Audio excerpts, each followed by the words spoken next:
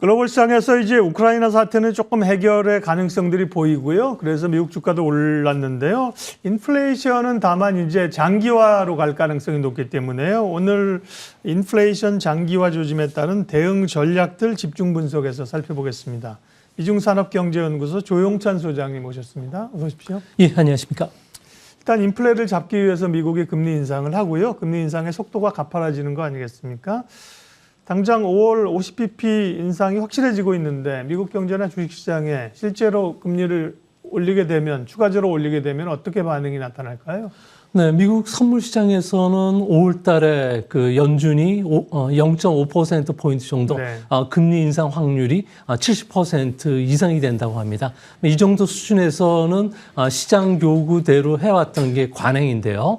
이제 문제는 2015년도부터 시작된 직전 금리 인상 기의 속도보다는 현재는 4배 정도 빠르다는 데 문제가 있습니다. 이렇게 되면은 당장 내구 소비재라든지 주택 관련 쪽에 악영향을 미칠 수가 있는데요. 이 때문에 올해 미국의 성장률은 2.9%, 그리고 내년에는 2.1%까지 떨어질 가능성이 높지 않나 보여집니다. 하지만 미국 같은 경우에는 GDP 성장이 떨어지더라도 기업들의 그 재고를 쌓는 움직임, 그리고 생산 활동도 활발하고요. 일자리 창출도 좀 빨라지고 있기 때문에 미국 같은 경우는 스태그플레이션에 빠질 가능성은 거의 없는 것으로 보여집니다. 이제 앞으로 미국이 5월 달에 이어서 6월 달에도 금리를 큰 폭으로 인상을 하더라도 이미 주가에 반영됐다는 점에서 미국 주식시장에 미치는 영향은 제한적일 것으로 보여집니다. 네, 물론 이제 우리를 포함해서 신흥국들은 고민이 좀 있어요. 근데 미국만 보게 되면 그 영향들을 이제 알고 있다는 거고요. 인플레이션에 따른 영향도 공급망이나 원가 상승이 기업들의 부담을 크게 줄 텐데 미국은 역시 기업 활동에 미치는 영향이 좀 제한적이라는 지표들도 해석이 된다면서요? 네, 미국 증시가 반등하는 주요 근거 중에 하나가 제조업 PMI라든지 네. 비제조업 PMI들이 최근 들어와서 빠르게 개선이 되고 있다는 겁니다. 공급망 문제가 빠르지는 않지만 서서히 긍정적으로 해결되는 방향으로 가고 있다는 신호음이 지금 강하게 나오고 있는데요.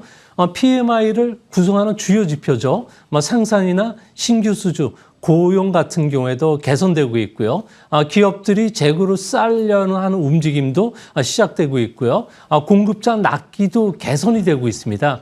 이 때문에 앞으로 판매 가격과 관련된 인상 속도도 지금 둔화된다는 점에서 앞으로 미국 같은 경우는 인플레이션 압력이 둔화된다는 측면에서 미국은 하반기로 갈수록 좀 더 그 경기가 안정화되는 추세에 들어설 수 있기 때문에 이번에 주가 조정 시에는 미국 증시와 관련해서 다시 한번 반등할 수 있는 기회가 또 찾아오지 않을까 보여집니다.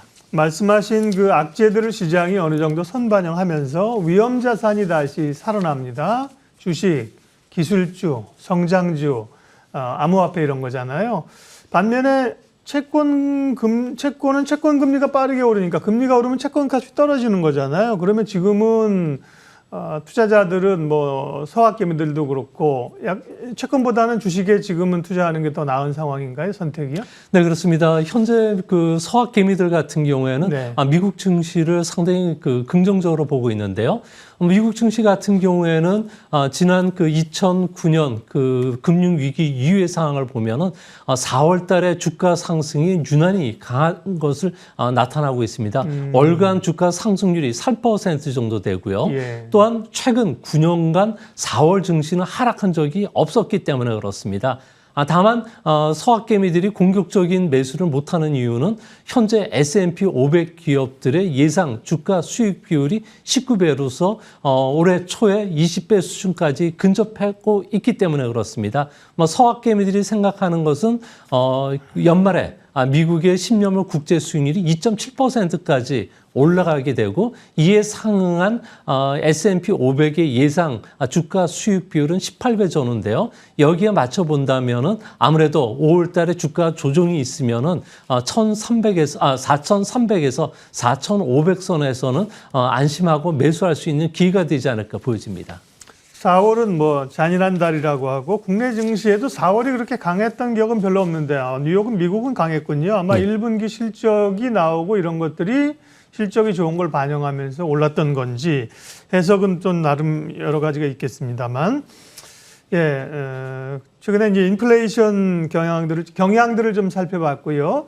그러면 인플레이션이 되게 되면 어쨌든 은행에 맡기면 실질 가치가 떨어지니까 재미없다. 그러면 위험 자산에 투자해야 되는데 변동성은 많고요. 인플레이션 시대, 오늘 주요 주제이기도 한데요. 어떤 자산에 투자를 해야 될까요? 아무래도 인플레이션 국면에서는 실물 자산에 투자를 해야 되는데요. 네.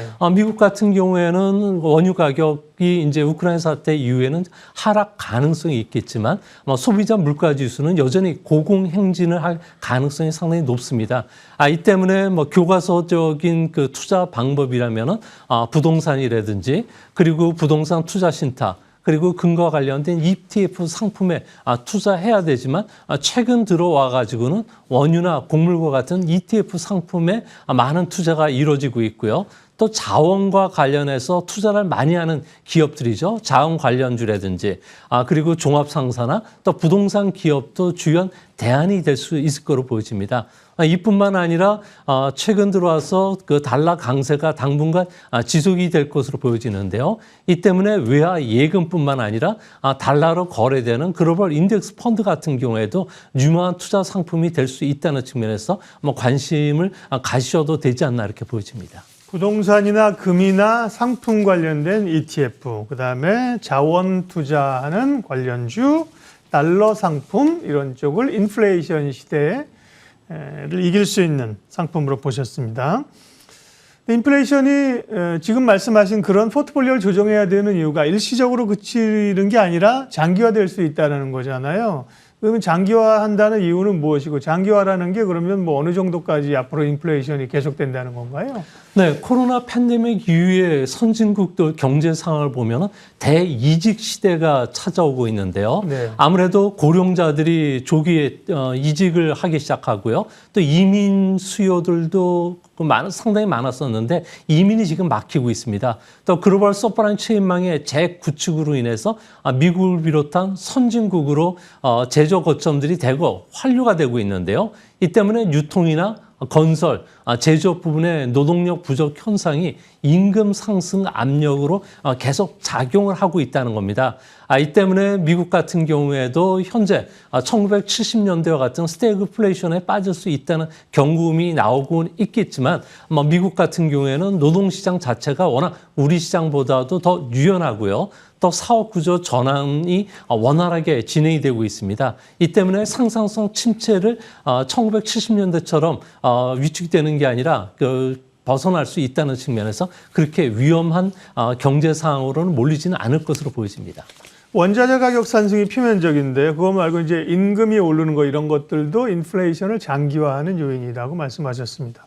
코로나 시대 왜 이렇게 이직이 늘어나느냐? 미국에서는 재택근무하니까 회사에 있으면 딴짓하고 이력서 내고 못하는데요. 재택근무하니까 이력서 내고 쉽게 오라 그러면 딴 데 가고 막 이렇다는 거예요. 그런 풍속도의 변화도 나타나고 있습니다. 네.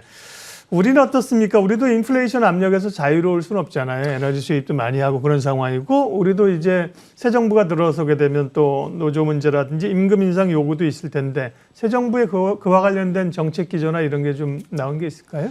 네, 아무래도 미국 같은 경우는 금리 인상이 이제 속도가 붙기 시작했는데요. 네. 이 때문에 우리 같은 경우에는 가계나 기업들이 갖고 있는 부채가 무려 4,500조 원 정도가 됩니다. 이뿐만 아니라 자영업자들 같은 경우에도 177조 원 정도의 부채를 갖고 있는데요. 금리 인상기에는 이런 부채가 자기 증식을 하게 됩니다. 이렇게 되면은 기업 도산들이 일어나게 되고요. 기업 도산을 막기 위해서 금리 상승을 억제한다면은 원화 약세뿐만 아니라 물가 상승 압력이 높아지게 되고요. 이렇게 되면은 아무래도 경제에 악영향을 미칠 수가 있습니다. 이 때문에 현재 새 정부 같은 경우에는 경제 정책과 관련해서 미국처럼 산업과 고용 구조를 좀 바꾸는 작업을 추진하고 있고요. 또 노동 이동과 관련된 벽을 좀 낮추기 위한 여러 가지 노력들을 진행 중이라고 합니다. 이뿐만 아니라 상상성을 높이기 위해서 미래 혁신 산업이죠. AI라든지 바이오 헬스, 원전, 우주항공, 미래 모빌리티 산업 쪽에 집중 투자가 이루어지면서 상승성 향상뿐만 아니라 임금 상승의 선순환을 마련하겠다는 구조로 지금 나가고 있다고 합니다. 이와 더불어서 재정 건조나 그리고 또 일자리를 만들기 위해서 세금 먹는 그 하마인 정부의 출자 기업들도 아무래도 손볼 가능성이 크다는 점에서 한 1, 2년 정도 우리도 경제 산업 구조 조정과 관련된 큰 틀의 그 변화 흐름을 막을 수는 없을 것으로 보여집니다. 예, 중국 얘기도 좀 하겠습니다. 이번 주에 사실 발표되는 지표가 많지는 않은데요. 중국의 구매관리자 지수 PMI가 31일 목요일날 발표되는군요. 지난달은 50.2를 기록했네요. 제가 보는 지표는 52쪽인데, 네, 분위기는 어떨까요? 네, 그 현재 그 중국의 제조업 PMI 같은 경우는 4개월 연속 50선을 넘었는데요. 네. 이번에는 50선에 간들간들하지 않을까 보여집니다. 네. 아무래도 현재 그 오미크론의 신규 확진자들이 확산이 되고 있는데요. 중국 같은 경우에는 환발해지요. 그리고 주강 삼각지에 이어서 환발해뿐만 아니라 주강 삼각지 그리고 이제 장강 삼각지까지도 코로나가 지금 확산이 되고 있다고 합니다. 이번 코로나 확산과 관련해서는 스텔스형 그 오미크론이 확산이 되고 있기 때문에 중국 정부에서는 이를 적극적으로 막고 있는데요. 만약 이 부분이 막지는 못한다면은 중국 같은 경우에는 하루에 70만 명 이상의 신규 확진자들이 터질 가능성이 높다고 합니다. 이 때문에 아주 강력하게 대중교통 통제를 하고 있고요. 자가용 통제도 지금 되면서 시민들이 거의 외출이 불가능한 상태라고 그럽니다. 또 공장 가동률이 일시적으로 좀 멈춰서고 있기 때문에 중소기업들, 영세기업과 관련된 제조업 PMI는 상당히 떨어질 것으로 보여지고요. 다만 중국 정부가 금융 완화 정책을 펴고 또 인프라 투자를 확대함에 따라서 대기업과 관련된 제조업 PMI는 그나마 버티면서 50선에 턱걸이할 가능성이 있지 않나 이렇게 보여집니다. 네, 중국도 우크라이나 사태에서 자유로울 수 없고요. 그 다음에 지난번 선전에 이어서 상하이를 봉쇄한다는 얘기까지 있어갖고 사실 어제 굉장히 긴장했는데 어제 중국 증시는 오히려 조금 올랐고요. 오늘도 중화권 증시는 괜찮거든요. 중국 경제 도시 봉쇄가 또 나타날 수도 있잖아요. 다른 데도 중국 경제에 미치는 영향은 어떻게 보세요? 네, 해외 그 경제 예측 기관들 같은 경우는 중국의 그 산업 생산이나 서비스 생산 그리고 건설업 PMI를 가지고 합성 가공해서 매월 실질 GDP 성장률을 산출하고 있는데요. 1월 달 같은 경우에는 4.4% 상승했고요. 2월 달은 4.9% 상승했는데 3월 달에는 오미크론 문제로 인해서 3% 안팎까지 둔화될 가능성이 높다고 합니다. 다음 달 중순에 발표되는 중국의 1분기 실질 GDP 성장률은 3.9% 전후까지 떨어질 수 있다는 점에서 중국은 현재 경제가 바닥을 지나고 있는 것으로 보여지는데요.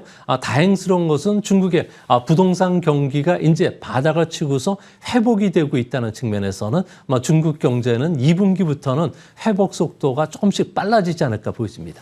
네, 집중 분석. 오늘은 인플레이션 장기화에 따른 대응 전략을 살펴봤는데요. 기본적으로 비중을 좀 가져가야 될 쪽은 어디냐 이것만 하고 정리를 하겠습니다. 부동산이나 금, 상품 이런 쪽에 이제 실물 자산을 가지고 있어야 된다. ETF나 자원 관련주, 달러 상품 이런 거를 주목하자고 하셨습니다. 예, 집중 분석 여기까지 하겠습니다. 미중산업경제연구소 조용찬 소장님 함께해 주셨습니다. 고맙습니다.